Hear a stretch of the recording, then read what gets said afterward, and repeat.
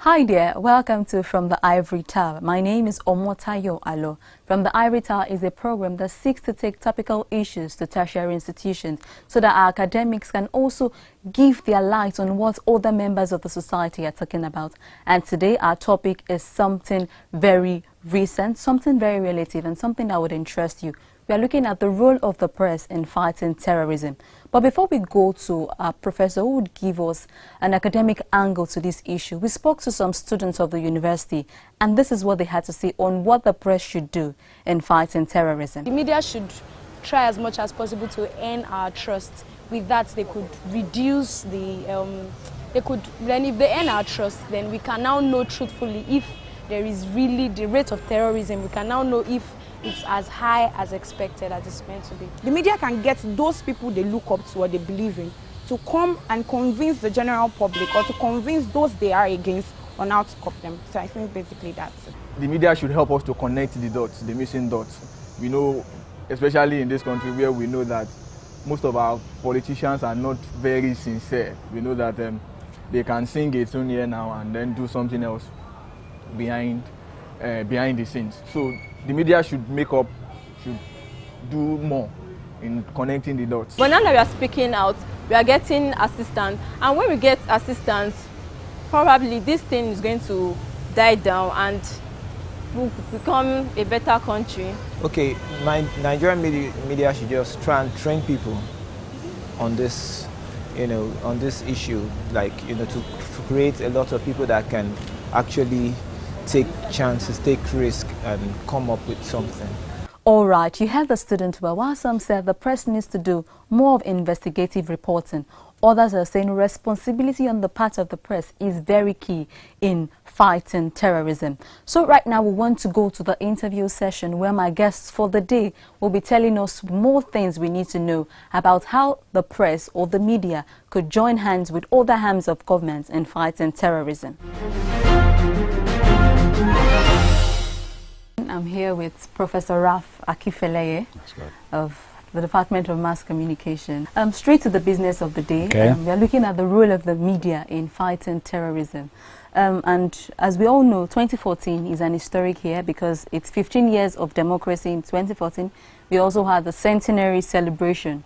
So, sir, as a veteran of mass communication, how would you evaluate the phases this country has gone through, especially as we fight insecurity? Well, the first thing is to congratulate the mass media systems. The Nigerian press, in my judgment, have performed creditably well. Of course, subject, of course, to some of the turbulence inherent in this kind of administration, whereby we are not totally military, we are not totally democracy. However, the issue of terror or terrorism and other things should be a collective social responsibility of all of us, not the media alone. But the media can serve as catalyst to supplying good information for us to eliminate this surge of terrorism and corruption within our society. But instead of the government to partner with the media system, it is unfortunate that in recent times they have changed the pendulum. And the pendulum is where we are practicing democracy, where the freedom of information has been passed since 2011, where the media systems are enjoying freedom to an extent. For the events of recent times where soldiers, military, are now ganging the press, confiscating the newspaper, arresting vendors and drivers under the pretense that intelligence report that they are talking about indicates that some serious element in this. I don't believe that the newspaper can be carrying, they can plant a bomb in newspaper. It's very funny to me. It's strange. and it's a negation of the freedom of information, the freedom of the press.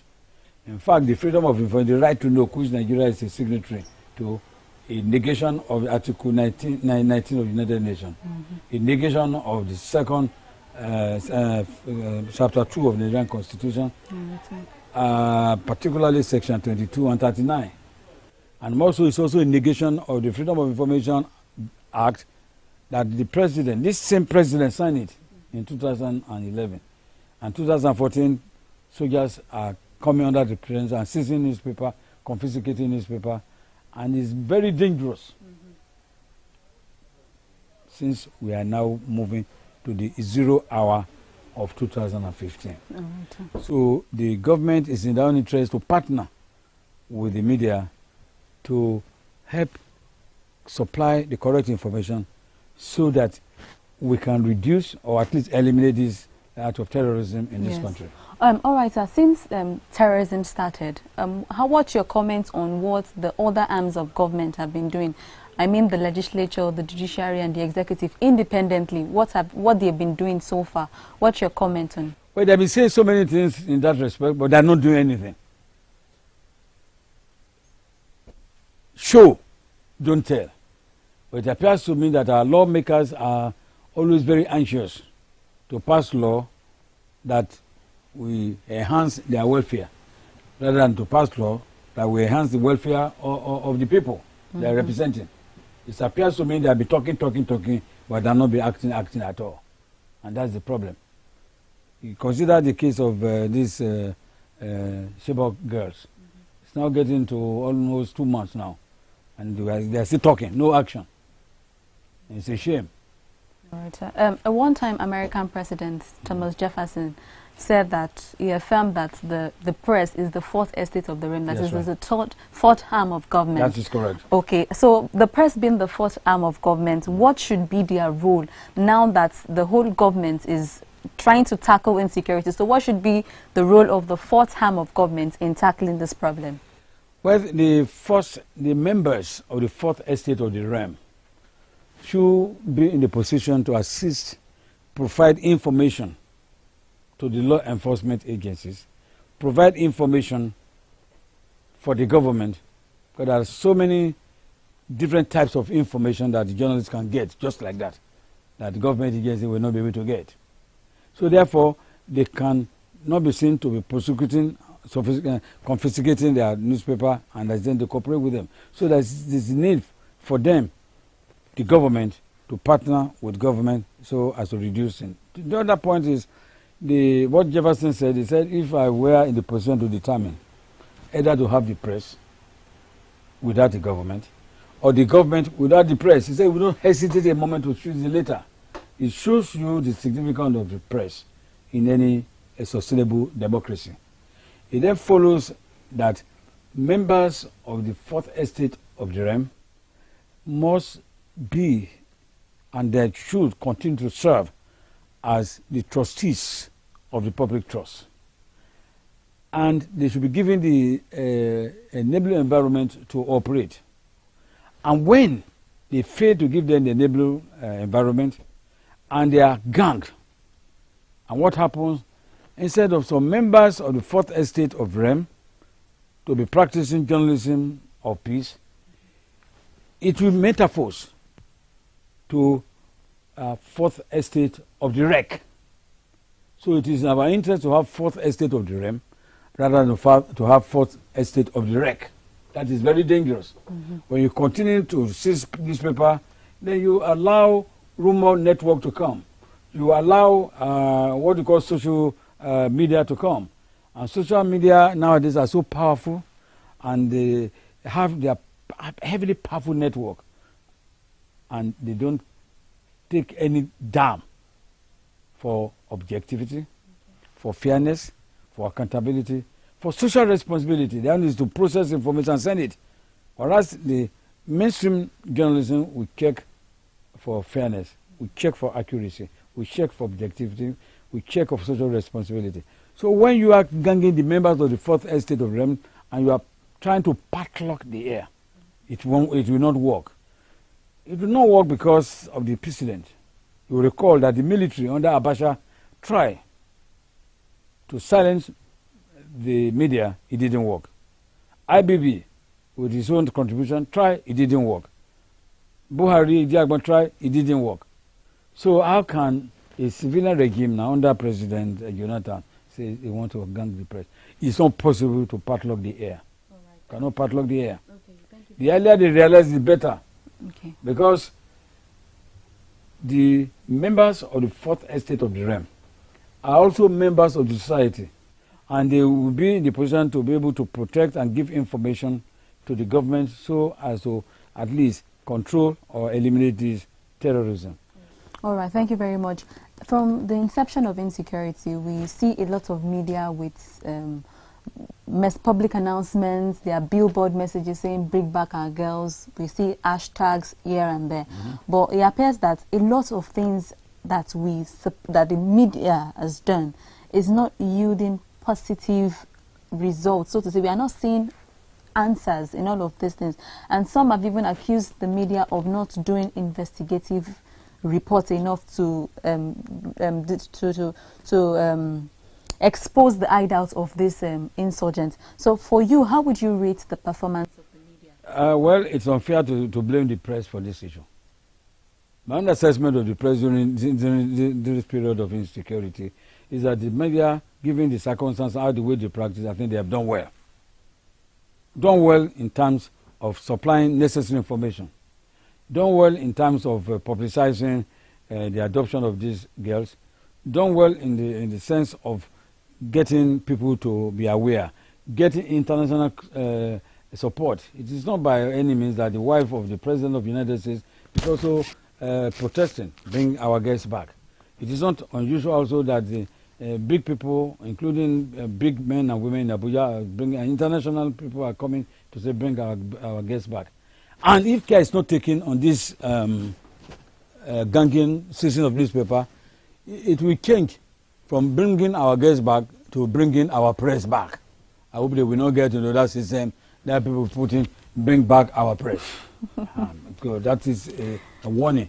So the media, in my own judgment, they have done very well, and they should continue to do well, and they should be given the environment to do the job. Investigative journalism, yes. The media have done well in terms of dipping deep into what the causes and the like of Boko Haram. But the media is not and cannot be government. Their own is to bring out information, to scoop out necessary information.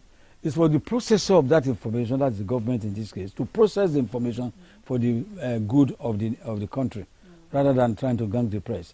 So the media cannot implement anything, but they can provide instruments, they can provide information, they can provide the raw material for the change agent to process so that it can change. Because at the moment we are told that when the Boko Haram started abduction of those girls, some people did not even in government, didn't believe. They thought it was a rumor that it's not possible.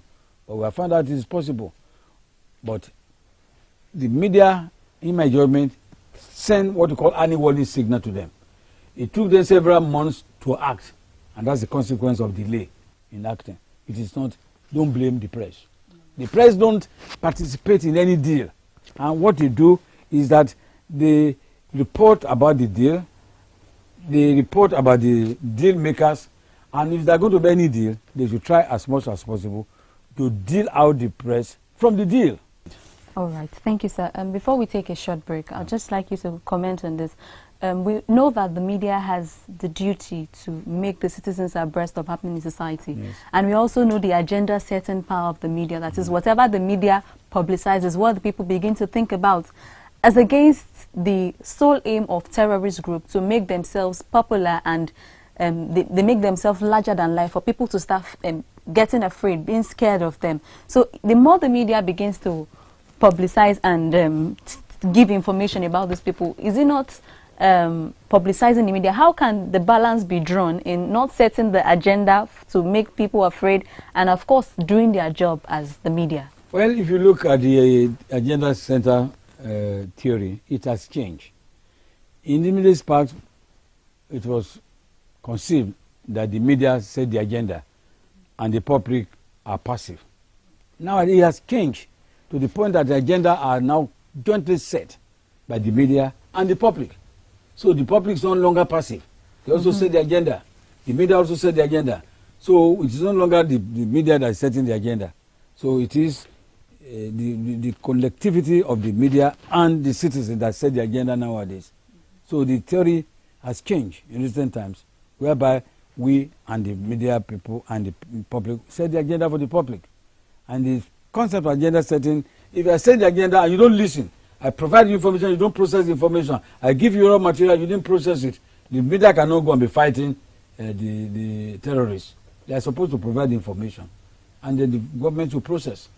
And it is funny that when the media, through their editorial, through their reportage, come out with good information, government don't want to listen. They want people or media that will be supporting them.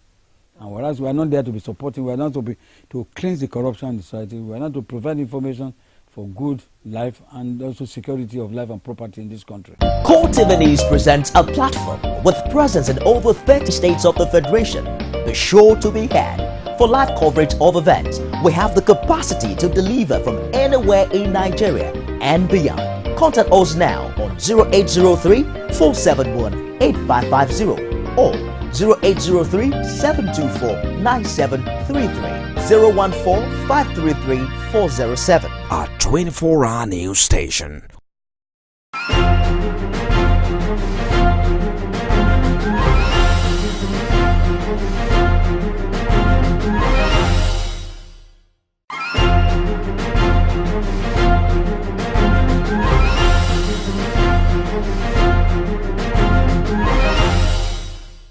All right, welcome back from the short break. The program is still from the Ivory Tower, and I have with me on the program Professor Ralph Akifele, and we've been discussing the role of the press in fighting terrorism. All right, sir, back to you. The media in the past have done so well. We can't deny that fact. And now that insecurity is still the order of the day, what extra thing do the media need to do to totally eliminate, if not totally eliminate, at least bring it to a barest minimum as we speak in the country? Well, let me just answer that question by citing or quoting a gentleman called Joseph Clapper when they asked this same question, the effect of mass media. He said, and I quote, that the media have some kinds of effects on some kinds of people, under some kinds of consequences, with some kinds of consequences. The media have some kinds of effect on some kinds of people, under some kinds of conditions, and with some kinds of consequences. What the man is saying that, yes, is what you bring into the media that you take out of the media. The media cannot, be fighting terrorists. The media can provide information to fight the terrorists. The media can write editorial and bring suggestions on how to combat terrorism. The media can also, if they know where they are, can identify. And in doing so, they have to be careful they are doing the proper identification, because it's dangerous to identify a false person and they go and take him. So it depends on the community where they operate.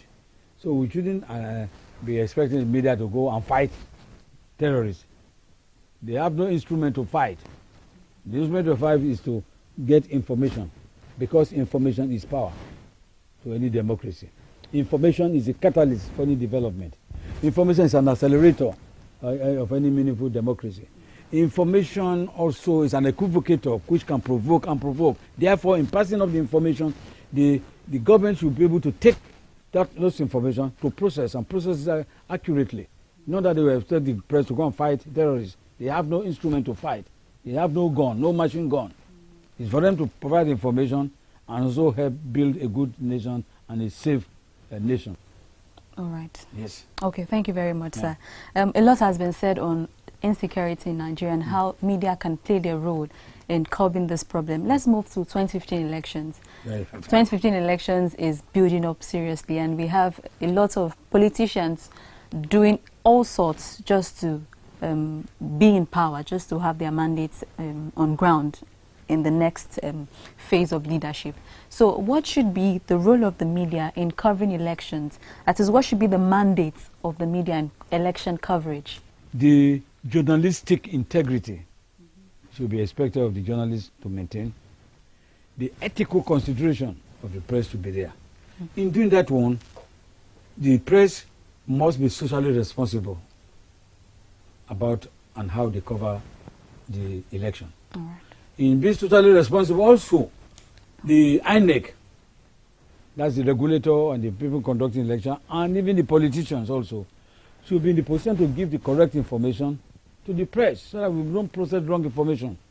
And they should be able to give the press the environment to project what you call election and politics without bitterness. Politics not of do or die. Politics of do and live. Politics of do and talk. No politics of do and die. So if the environment is set and people are not holding information, the politicians have no other alternative but to listen to the press. And therefore the press should be able to contain hooliganism, political rigging, and they should also encourage citizens to vote and wait for their vote to count. All right, thank you very much. Finally, as a round-off on the program today, there are a lot of activities trailing 2015 elections. For example, in Ekiti, there's been a lot of crisis. Yeah. Some people have even died in the course of this election preparation and everything. So, 2015 election forthcoming, what do you see as the prospects of this election? Even while some people are even saying that there might not even be an election, because who will come out and vote in a state of insecurity? Maybe they are lining up and there's a bomb scare. It's an exaggeration. Right. Whether you like it or not, and by the grace of God, there will be election. And what we need to do is to appeal to our politicians, to appeal to our lawmakers, to appeal to our political leaders, to invest on human development, to invest on fairness rather than corruption, to invest on what we call social responsibility, rather than investing on thugs and political blackmail. They should not invest on thuggery. They should not sell their conscience. On the other hand, the voters who also don't sell their votes, should not sell their conscience. They should be able to go there and vote for the person that can do it. Not the manifesto, not what they tell us they're going to do, but what they can do or what they have done.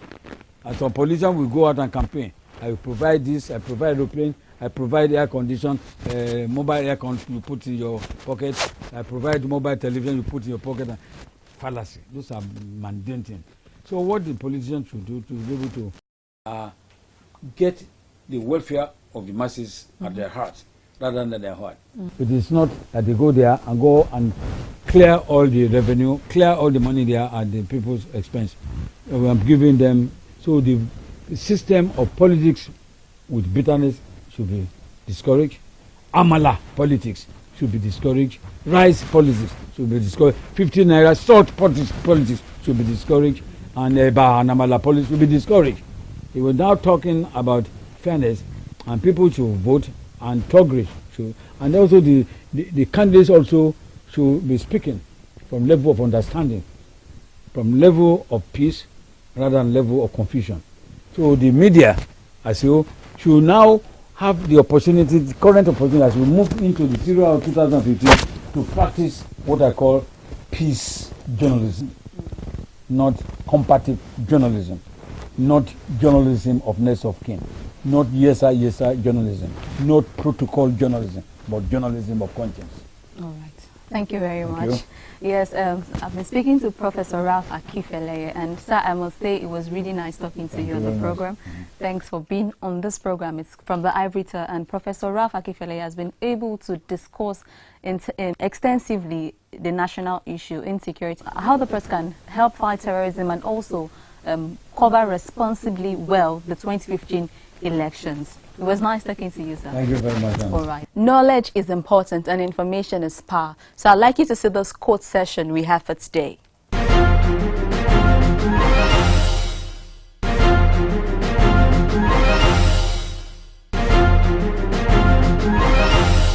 Welcome back. I hope you meditated on all of those quotes, because it's not only for you to read, but read, digest, and make good use of the word of wisdom you saw today. Join me next time on From the Ivory Tower. My name, Omotayo Alo. Till I come your way next time, be good and have a knowledgeable and informative field day.